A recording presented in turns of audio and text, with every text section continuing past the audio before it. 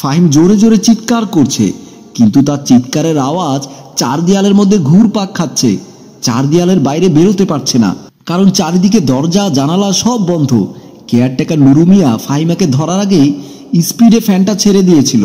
মারুফ সাহেব একটি এনজিওতে চাকরি করেন। আগে তার অফিস ছিল ঢাকায়, বর্তমানে টেকনাফে রোহিঙ্গা শরণার্থী ক্যাম্পে। ওই এনজিওর নতুন প্রজেক্ট চালু হয়। মারুফ সাহেবকে অফিস থেকে কক্সবাজার ট্রান্সফার করেন। কক্সবাজার এসে মারুফ সাহেব এই বাসাটি ভাড়া নিয়ে এখানে স্বামী স্ত্রী দুজন থাকেন। মারুফ সাহেবের নতুন বিয়ে হয়েছে, বেশি দিন হয়নি, তাই তাদের সংসারে কেউ নেই। নতুন ট্রান্সফার হওয়ার কারণে এখনো কোনো চাকর বাকর রাখেননি। মাঝে মধ্যে খুব বেশি দরকার হলে এই বিল্ডিং এর কেয়ারটেকার নুরু মিয়াকে দিয়ে কাজ করিয়ে নেন। মারুফ সাহেব অফিসে যাওয়ার জন্য রেডি হচ্ছিলেন, এমন সময় মারুফ সাহেবের স্ত্রী ফাহিমা এসে বলল, ঘরে বাজার সদাই অনেক কিছুই নেই, অফিসে যাওয়ার আগে যদি একটু বাজারে গিয়ে কিছু বাজার সদাই করে দিতে ভালো হতো। মারুফ বলল, আমার তো এখন হাতে সময় নেই, তুমি এক কাজ করো, কেয়ারটেকার নুরু মিয়াকে দিয়ে বাজার সদাই করিয়ে নাও। ফাহিম বলল, প্রতিদিন নুরু মিয়াকে দিয়ে বাজার সদাই করাও, উনি কি প্রতিদিন আমাদের কাজ করবে? মারুফ সাহেব বলল, উনাকে কিছু টাকা দিয়ে দিও, তাহলে উনি খুশি হয়ে যাবে এবং প্রতিদিনই আমাদের কাজ করে দেবেন। ফাহিম বলল, ওই দিন পাশের বাসার ভাবি বলছিল আমরা বিল্ডিং এর কেয়ারটেকার দিয়ে আমাদের বাসার কেয়ারটেকারের মতোই কাজ করায়। মারুফ সাহেব বলল, কে কি বলল সেটা দেখার বিষয় আমাদের না, আমরা তো নুরু মিয়াকে দিয়ে এমনি এমনি কাজ করাই না, বিনিময়ে তাকে কিছু টাকা পয়সা দেই নাকি? আচ্ছা বাদ দাও ওসব কথা, আমি এখন অফিসে যাব, আমি যাওয়ার সময় নুরু মিয়াকে বলে দেব। ঠিক আছে, এখন তাহলে আসি, বলেই মারুফ সাহেব বের হয়ে গেলেন। মারুফ সাহেব যাওয়ার সময় বিল্ডিং এর সিঁড়ি বেয়ে যখন নামছিলেন তখন দেখলেন নিচ থেকে উপরের দিকে উঠছিলেন বিল্ডিং এর কেয়ারটেকার নুরু মিয়া। নুরু মিয়া মারুফ সাহেবকে দেখে সালাম দিলেন, কেমন আছেন ভাই? নুরু মিয়া বলল, জি আল্লাহর রহমতে আছি কোনো রকম, তবে বেশি ভালো নেই। মারুফ জিজ্ঞেস করলেন, কেন, কি হয়েছে? নুরু মিয়া বলল, আমার বউ অসুস্থ, আজকে 3 মাস ধরে বিছানায় পড়া, টাকা পয়সার অভাবে চিকিৎসা করাতে পারছি না, এই নিয়ে মন খারাপ। মারুফ সাহেব বলল, আল্লাহ ভরসা। আচ্ছা নুরু মিয়া, একটা কাজ করিও তো, আমার বাসায় কিছু বাজার সদাই করতে হবে, তুমি একটু আমার বাসার দিকে গিয়ে তোমার ভাবিকে জিজ্ঞেস করে বাজার সদাইগুলো করে দিও, আমি তোমার ভাবিকে বলে দিয়েছি তোমাকে কিছু খুশি করবে।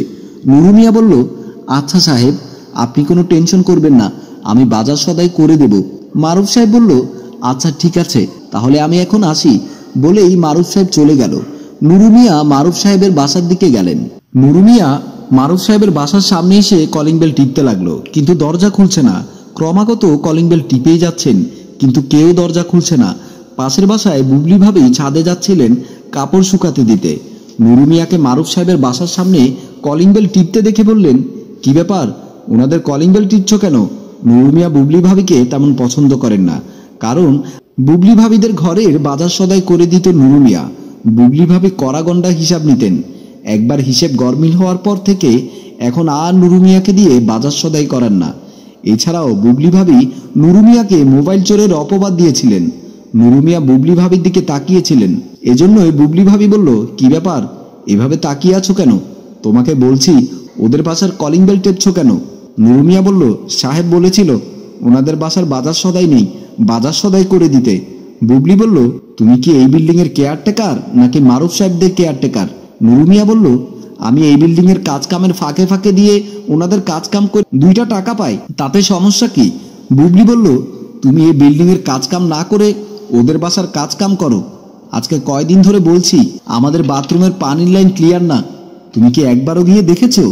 নুরু মিয়া বলল, আমি আপনাদের বাসায় ঢুকুম না, মালিক আসার পর ঢুকুম। বুবলি বলল, কেন, আমাদের বাসায় ঢুকলে সমস্যা কি? নুরু মিয়া বলল, আপনি আমারে শুধু শুধু মোবাইল চোরের অপবাদ দিচ্ছেন, তাই মালিক বলছে আপনাদের বাসায় যেন আমি না ঢুকি, মালিক আসলে তারপর ঢুকবো। বুবলি ভাবি বলল, ঠিক আছে, মালিক আসলে আমি তোমার এই কথাগুলো মালিকের কানে দেব, বলে বুবলি কাপড় শুকাতে দিতে ছাদের দিকে চলে গেল। আর এরই মধ্যে ফাহিম গোসলখানা থেকে বের হয়ে দরজাটা খুলে দিল। ফাহিম গোসল করে বের হচ্ছিল বলে তার পরনে তেমন কিছু ছিল না। মেয়েরা গোসল করলে যে অবস্থায় থাকে, মাথায় গামছা পেঁচানো, ব্লাউজ ছাড়া শাড়ি, ফাহিম ওরকম অবস্থায় ছিলেন। নুরু মিয়া অনবরত কলিং বেল টেপার কারণেই কিছুটা অগোছালো অবস্থায় ফাহিম দরজাটা খুলে দিলেন। নুরু মিয়া ফাহিমের হালকা ভেজা ভেজা শরীরটা দেখে নুরু মিয়ার মাথা চক্কর দিল। এমনিতে 3-4 মাস ধরে বউ অসুস্থ। ফাহিম বলল, আপনি একটু ড্রয়িং রুমে বসুন, আমি ভালো করে কাপড়টা চেঞ্জ করে এসে আপনাকে কিছু টাকা দিচ্ছি, আরেকটা ফর্দ লিখে দিচ্ছি, বাজারগুলো একটু এনে দেবেন বলেই ফাহিম রুমের ভেতরের দিকে ঢুকে গেল। আর নূর মিয়া দরজাটা বন্ধ করে নূর মিয়া ড্রয়িং রুমে বসলেন।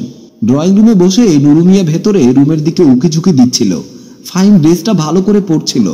এই বিষয়টা নূর মিয়া ড্রয়িং রুম থেকে বসে বসে দেখছিল। ড্রয়িং রুম এবং বেডরুমের মধ্যখানে একটা পর্দা লাগানো ছিল। হালকা বাতাসের কারণে মাঝে মধ্যে পর্দাটা সরে যাচ্ছিল। আর নূর মিয়া ফাহিমের অপরূপ সুন্দর দেহটা ড্রয়িং রুমে বসে বসেই উপভোগ করছিল। ফাহিম বিষয়টি খেয়াল করেনি। নূর মিয়া ভাবল, পর্দাটা না থাকলে আরো মজা হতো, আরো মজা করে দেখা যেত।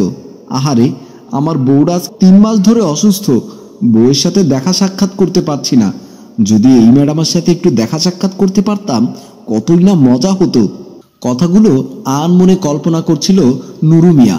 এমন সময় ফাহিম এসে নূর মিয়াকে কিছু টাকা এবং বাজারের একটা ব্যাগ দিল, সাথে একটা কাগজ দিল। বলল, ধরেন, বাজার সদাইগুলো করে নিয়ে আসেন।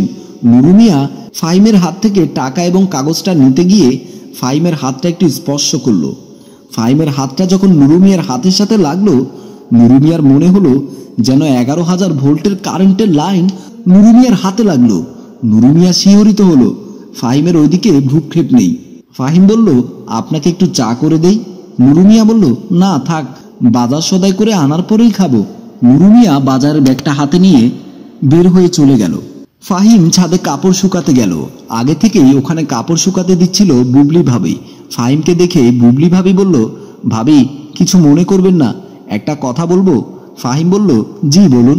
বুবলি বলল, আপনাদের অনেক আগে থেকেই আমি এই বাসায় ভাড়া থাকি। এই বাসার মানুষজন আমি ভালো করেই চিনি। ফাহিম বলল, আপনি আমাকে কথাগুলো কেন বলছেন বলুন তো? বুবলি বলল, আমি ইদানিং লক্ষ্য করছি এই বিল্ডিং এর কেয়ারটেকার নূর মিয়ার সাথে আপনাদের সখ্যতা বেশি বেড়ে গেছে। ফাহিম বলল, কেয়ারটেকার নূর মিয়ার সাথে সখ্যতা বলছেন কেন? কেয়ারটেকারকে দিয়ে কাজ করালে ওটাকে সখ্যতা বলে নাকি? বুবলি বলল, ভাবি, আপনি আমাকে ভুল বুঝবেন না, আমি আপনাকে বুঝাতে চাচ্ছি কেয়ারটেকার নূর মিয়া মানুষ সুবিধার না।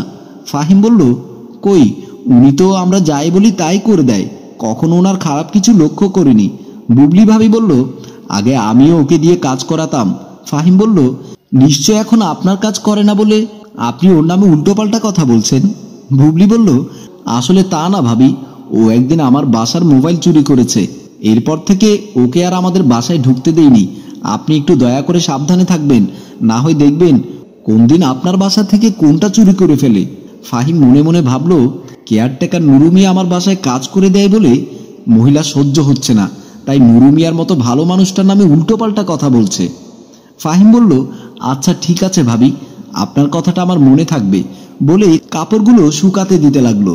বুবলি ভাবি বলল, আমার দায়িত্ব যতটুকু ছিল আপনাকে বলেছি, সাবধান হওয়া না হওয়াটা আপনার ব্যাপার বলেই বুবলি ছাদ থেকে চলে গেল। ফাহিম ড্রয়িং রুমে বসে টিভি দেখছিল। এমন সময় কেয়ারটেকার নূর মিয়া বাজার সদাই নিয়ে ড্রয়িং রুমে ঢুকলো। নূর মিয়াকে দেখে ফাহিম বলল, এতগুলো বাজার সদাই আনতে কষ্ট হয়েছে নিশ্চয়ই? নূর মিয়া বলল, ও তেমন কিছু না, গরিব মানুষ, কষ্ট কপালে নিয়ে জন্মেছি, কষ্ট তো করতেই হবে। ফাহিম বলল, সব বাজার সদাই তো করেছেন না? নূর মিয়া বলল, কাগজে যা যা লেখা ছিল সব করেছি। ফাহিম বলল, যে টাকা দিয়েছি ওটা তো হয়েছে তো?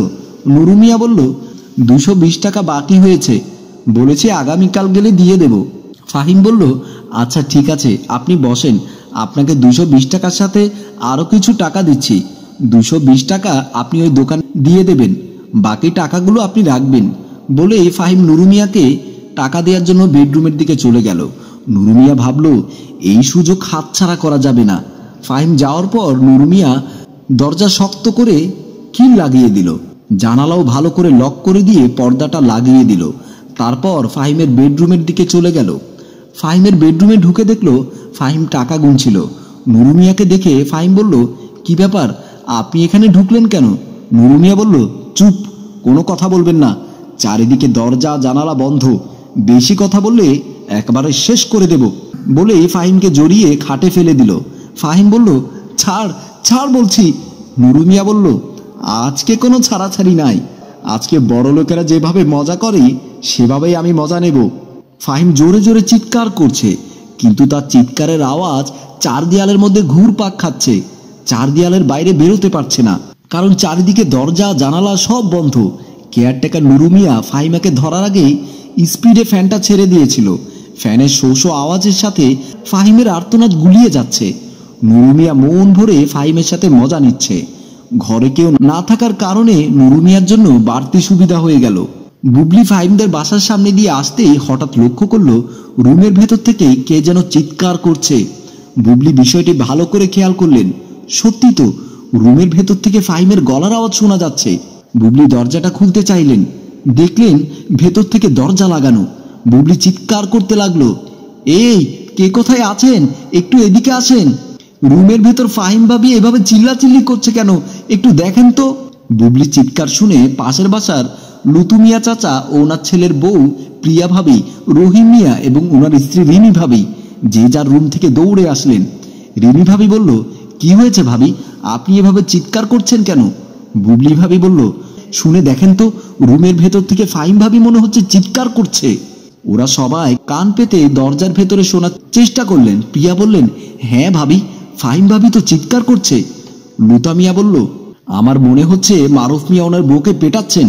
বুবলি বলল, আরে না, আমি সকালে দেখেছি মারুফ সাহেব চাকরিতে চলে গেছেন।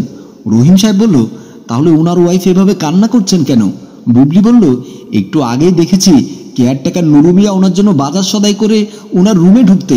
লুতু মিয়া বলল, বুঝেছি, বদমাইশ কেয়ারটেকার মনে হয় ফাহিমের সর্বনাশ করছে। এই সবাই মিলে দরজা ভাঙার চেষ্টা করো। ওরা যখনই দরজার সজোরে আঘাত করলো, নুরু মিয়া ফাহিমকে ছেড়ে দিয়ে ওদের সামনে দিয়ে দৌড় দিয়ে চলে গেল। ওরা সবাই ফাহিমের কাছে আসলো। ফাহিম বুবলি ভাবিকে জড়িয়ে ধরে কান্না করতে লাগলো। বুবলি ভাবি বলল, আমি আগেই আপনাকে সাবধান করেছিলাম, আমার কথাটা শুনলে আজকে আপনার এই ঘটনার সম্মুখীন হতে হতো না।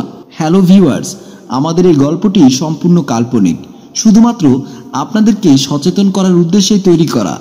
আপনাদের যদি এতটুকু ভালো লেগে থাকে তাহলে লাইক, কমেন্ট এবং শেয়ার করে সবাইকে দেখার সুযোগ করে দেবেন।